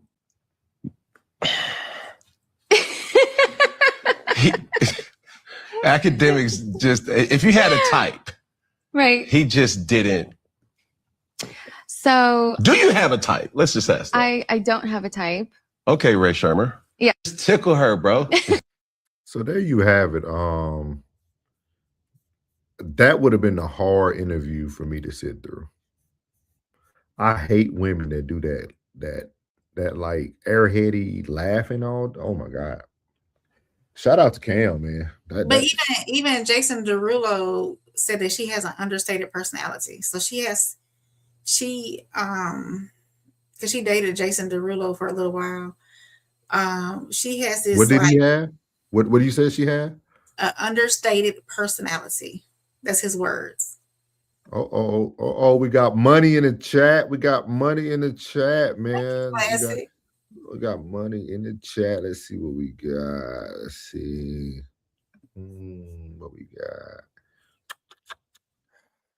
What we got from the Soul's Jukebox. Let's see.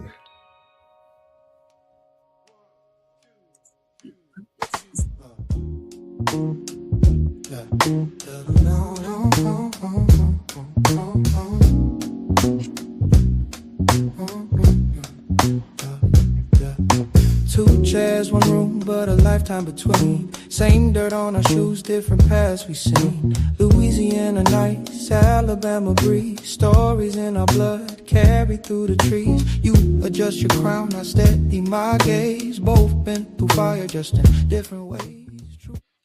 Shout out to Classic for the $5 holler.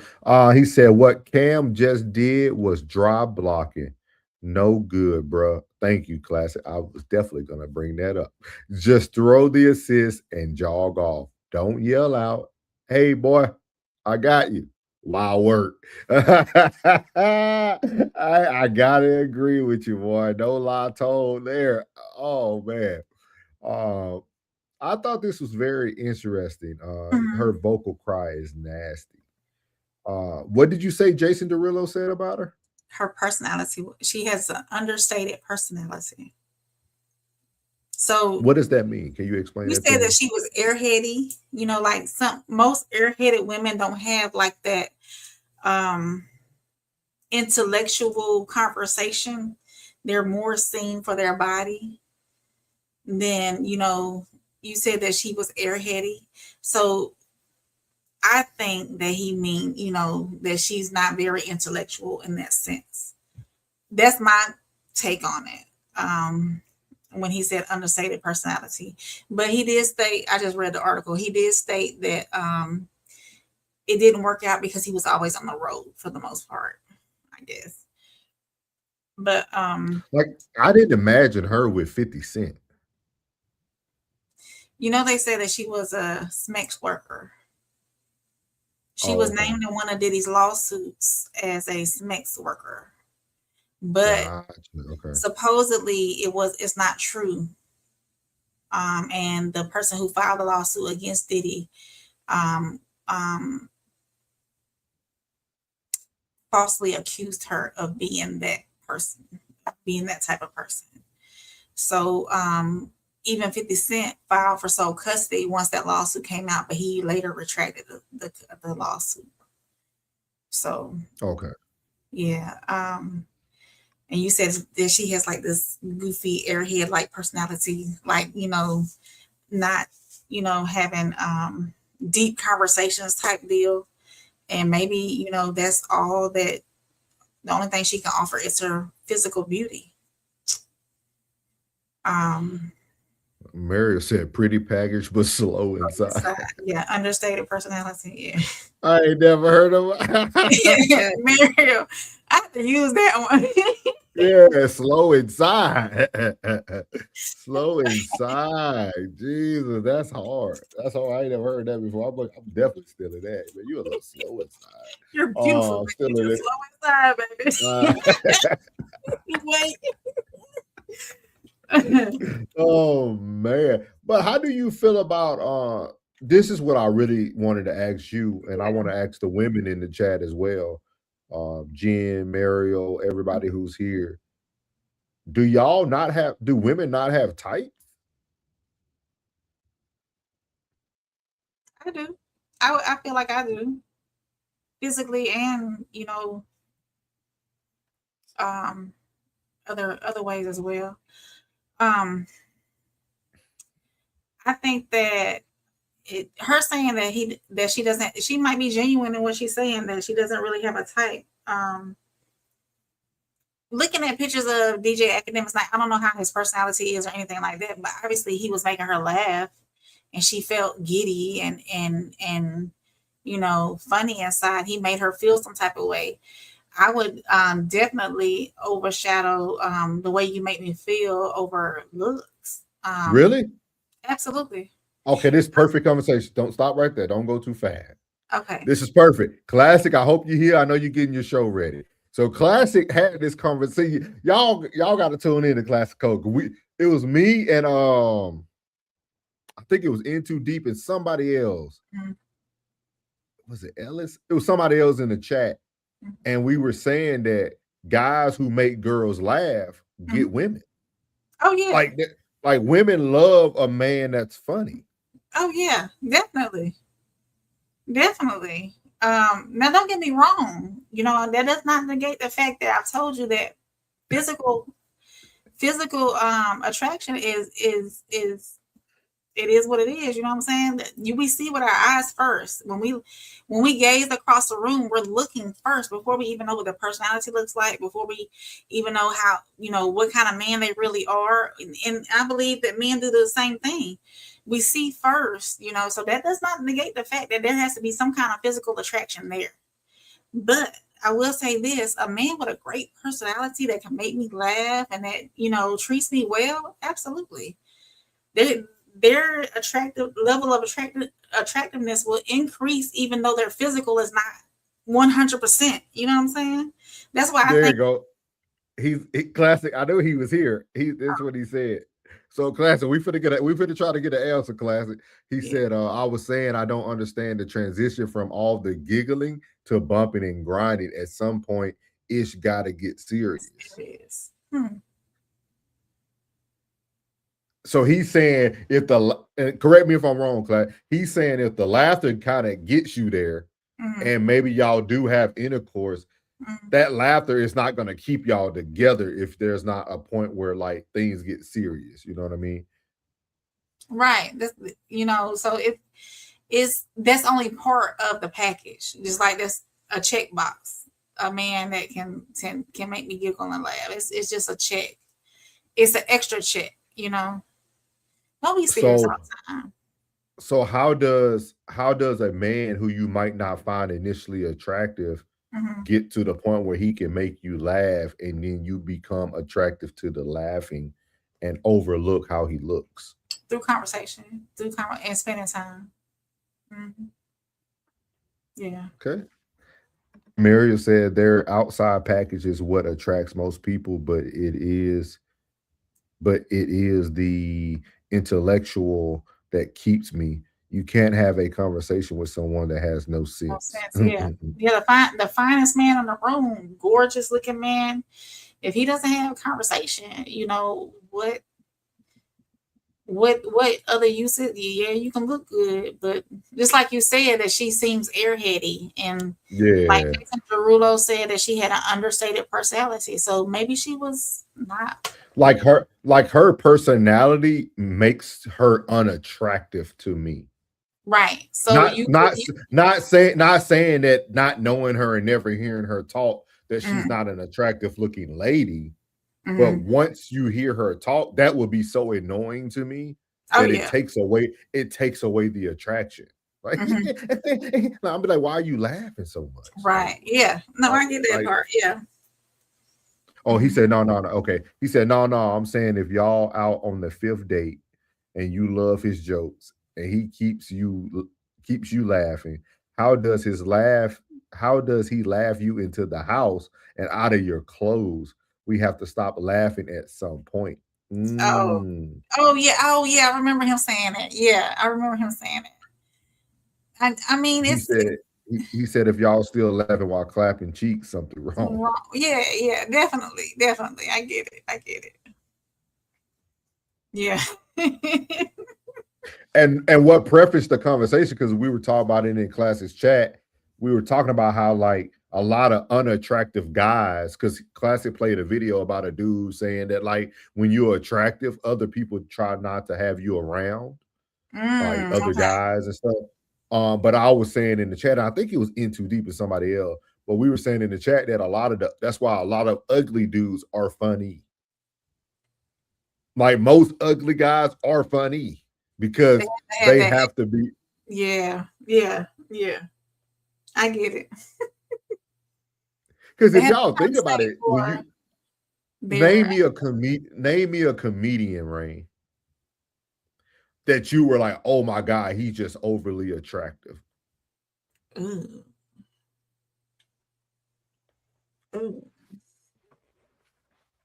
Not saying they're not any for a woman, but that's not what the first thing people notice from a comedian. You notice their jokes.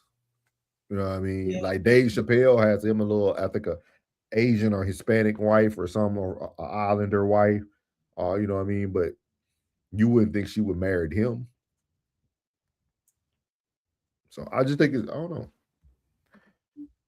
know. Penny said usually women with that personality use it as a facade for others to have lower expectations, but they are generally smarter than they seem. I like that. Okay. That's what he means by understand. She plays for plays into her strength. Okay.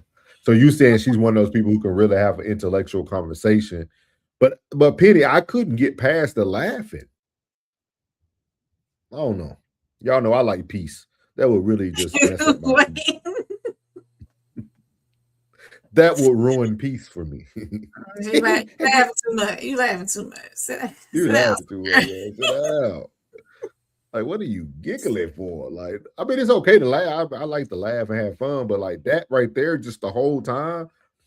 But how do you feel about what Class said? Because I did feel the same way that he really did block DJ Academics more than he helped. Definitely. We all grown now. Don't put it out into the air, but don't do no extra stuff. Because if she wants me, she'll reach out, and if I'll reach out, if I want her, I'll reach out to her. Yeah. So if don't do no extra. Don't do no extra.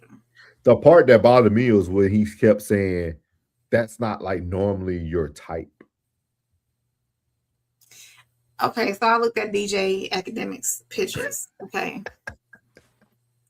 I said, let me see. I don't know. And like I said, I don't know his background. I don't know his personality. I've never seen him speak before. And I did look at his pictures. He's not he's not, oh my God, he's so fine. He's not, these actors that are overly gorgeous. You know what I'm saying? He looks like a typical dude. He's got a goofy look on his face. So maybe he is a goofy dude. You know what I'm saying? So he's, based off looks, I would date him. Just off looks, I wouldn't mind dating him just based off his looks. Like I said, I don't know anything else about him. So he's not like a ugly dude. Physically, he's not an ugly dude. He looks a little like he might be chunky. I don't know. But she might be attractive. He lost weight. He been on that Ozempic. He lost a lot he of lost weight. weight. Okay. So yeah, so he's in his era getting himself together and whatnot. I would encourage him to keep his facial hair up a little bit more, than the pictures I've seen, but he's not. Maybe he needs a woman to, encourage him and push him in that direction, but he's not ugly or anything like that. So Cam, I don't know if Cam was trying to insinuate that he can't get somebody of her physical caliber, of her, physique. Oh yeah, so he on it. He losing weight. Yeah. So maybe Cam is referring to when he was chunky or something. But he ain't, he's not ugly. He's not physically challenged or, he's not. So, gentlemen, if you look like DJ Academics or better, Rain is saying that you have an opportunity. So, DJ Academics is your target marker. No, that's not a target marker. I'm just saying he's not an ugly dude. Regan Rhino. Physically challenged. Welcome in, Regan Rhino. Make sure you hit that like button. Make sure you hit that subscribe button. Hey, Penny, you're really defending Joy here, I see. Mm-hmm. Surface persona is Airhead. Yeah. He said, my thing is does he really want her, though? That too.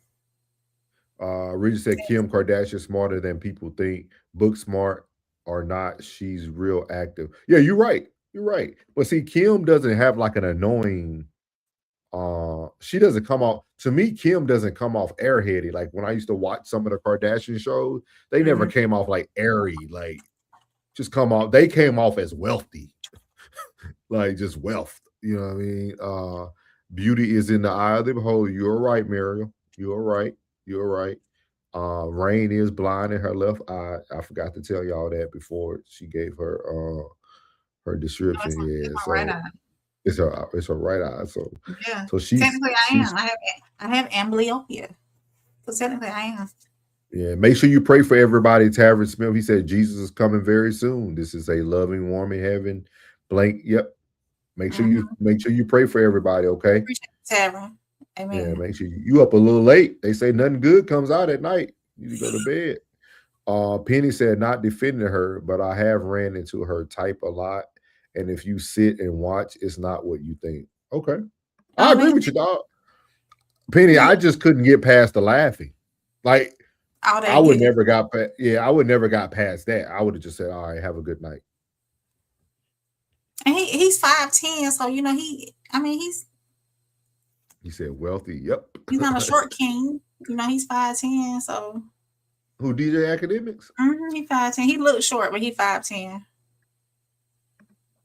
Okay. All right, man. Well, y'all. Hey guys. Again, Rain let y'all know. Where you need to be. You know what I mean? Where you need to be. Yeah. I'm looking. Yeah. Okay. All right. Academics, hit us up. No middleman. Soft Rain. Mary said I would have walked off that nasally voice giggling thing. Is awful. It's like watching The Nanny. Yeah, that's hard for me. That's hard for me. Like I wouldn't even been able to concentrate on the interview. I would have been like, "Hey, can we record this at another date or something?" I think some women they stretch their voice. Like because I have a hard time listening to Young Miami talk for a long period of time. He said he knew the height was, yeah, Penny, you know. You They have to like make sure those. you get that box. Short Do you kings have a forever. height? Do you have a height requirement, Rain? As long as me and you be nose to nose, we good to go. And I'm 5'6". Okay. Muriel, you have a height requirement? Because I don't wear heels, but for special occasion. Gotta let the men know in here, y'all. Gotta let the men know. But I would like for you guys, that's the end of tonight's show. Hopefully y'all enjoyed it. Hopefully y'all enjoyed it. Pretty sure. But I do want you guys to hit us up on the Discord. Please let me and Rain know what are some topics or what are some videos that y'all would like us to review. That like maybe you've seen it throughout the week or something that y'all like. Y'all let us know what y'all are really or if y'all want us to talk about a certain topic and we can kind of keep that theme throughout the night as well. Y'all let us know. Y'all hit us on the Discord, or you can let us know here tonight before we get off in just a second. Penny said everyone the same height laying down. She said taller than me. Mary, I'm looking at your picture. You look like you about 5'6". You look about 5'6" in the picture. But no, you got anything for them, Ray? Oh, Discord, you got. They go to Discord link, y'all. Mm-hmm. Join the Discord, man. Give us some ideas for the same soil, different roots. So y'all let us know what y'all want to hear about. We'll love to hear about some of the things that y'all would like to. Discord there again. She said, "Yep, oh, I was right. 5'6". I seen it on the. I can see by the little thumbnail right there. Hey, 5'6". 5'6". No, I don't have too much. Think classic. Put the Sebastian tapes on Apple Music, so I don't have to go to SoundCloud, please. Sebastian tapes on Apple Music. I've been wearing out experiences. So Sebastian tapes, please. If you hear this classic. And I'm gonna put Classics Live into the chat. Okay. He's gonna be. Y'all go over there. He's gonna be starting in 15 minutes. He been in our chat, so give him about 20. He might still be getting some things together. But here goes the link right here, guys, in the chat. Make sure y'all go check out Classic Codes, man. I'm definitely gonna be listening to this one. It's called Unwanted Accountability. He talking about my boy Adrian Bruner, AB and Dean. So I definitely got to see at least that part. I've been waiting for him to talk about that. So y'all go check him out. Is Ted's going on tonight too? Let me find Ted. I thought he had put on there that he was. I don't know if he changed his time because of Classic or. Oh, Little Penny, I see you join the server. So thank you for welcome on into Discord. Yeah. Yeah, Penny, give us some ideas, man. Give us some stuff that you want us to talk about. Here is Ted's. If he does go on tonight, this is going to be the link. And even if he changes the time or date, it'll still be the same. It'll just change up. So those are the links right there. Too. Yeah, he's talking about love, lust, and anxiety. So he's been on his mental health theme for Men's Mental Health Month. So shout out to Ted with the nightcap. I'll be having to watch that on the rewatch. That'd be on late. But I am gonna try to catch the beginning of Classics for sure, at least. But y'all go catch Classic Codes over there. That is the first link I put in the chat. He's gonna be live in about 15 minutes, man. Rain, you got an outro for us, man? I sure do. Do your thing. And that is another conversation from same soil, different roots, different perspectives, different life experiences, but all rooted in something real. From me, your girl, Soft Rain. Make sure you catch me on Sunday with my weekly rain report. We got a lot to talk about this week. And for souls, we appreciate everybody who pulled up tonight, share their perspective, and allow space for honest conversation. Whether you agreed, disagreed, or somewhere in between, the goal was to never talk over each other, but it was to understand each other just a little bit better. So make sure y'all hit that like button, subscribe, turn on your notifications, share the show, and keep the conversation going in the comments after this is over. And remember, even when we come from the same soil, our roots can grow differently. Good night, everybody. Thank y'all. We're gonna play a little music. We're gonna play the song from tonight, labeled "Love with Conditions." We're gonna play that song for y'all, and then we're gonna head out of here. So, man, we appreciate y'all. Y'all make sure y'all check in on In Too Deep. This is his second live that I did not see him here. We're gonna have some problems, so y'all check out. I mean, y'all, everybody check on In Too Deep tonight. Make sure he okay. He been heavy on that TikTok, so y'all make sure y'all check out on him. So, man, yeah, we appreciate y'all, man. We will catch y'all again. I will be going live Sunday for 1181 Pressure Plays. I don't know if Plug is traveling, so I don't know if he's going to be there or not. If not, I do have a segment that he already did for us. And then also me and Classic, I got to get him a couple topics. We'll be doing Sunday service, and the time will move up. We'll be on first before 1181. So y'all can catch us then. Yeah, we'll move up to about early. Yeah, Sunday service will be moving up a little earlier for everybody.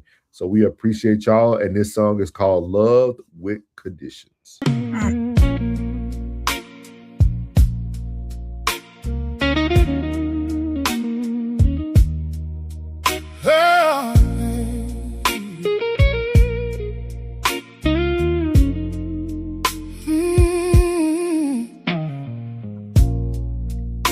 I watched a picture fade tonight.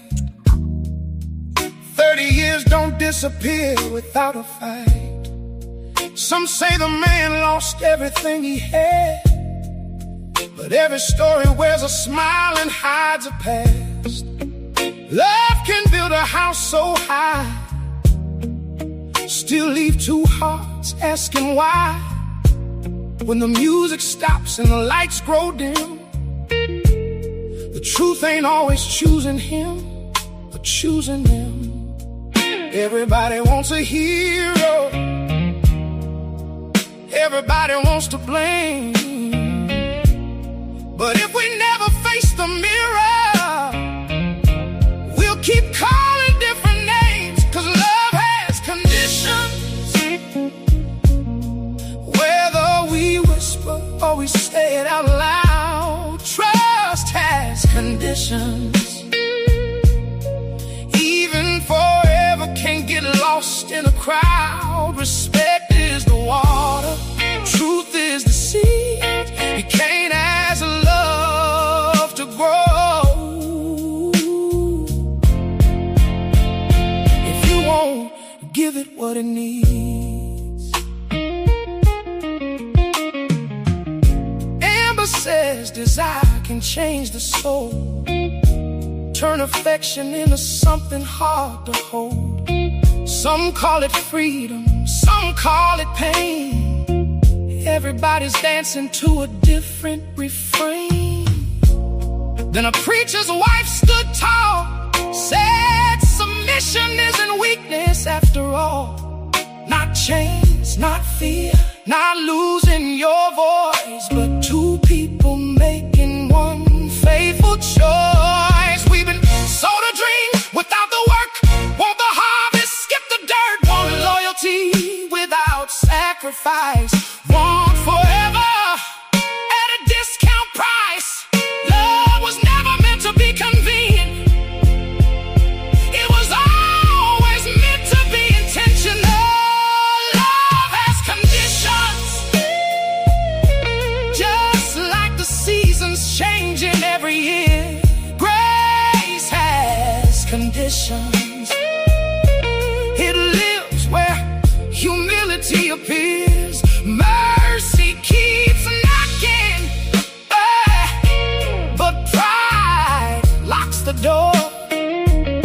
If you want something lasting, you got to become something more. So tonight, we won't ask who's right, we won't rush to crown a victim or a villain. We'll ask a harder question.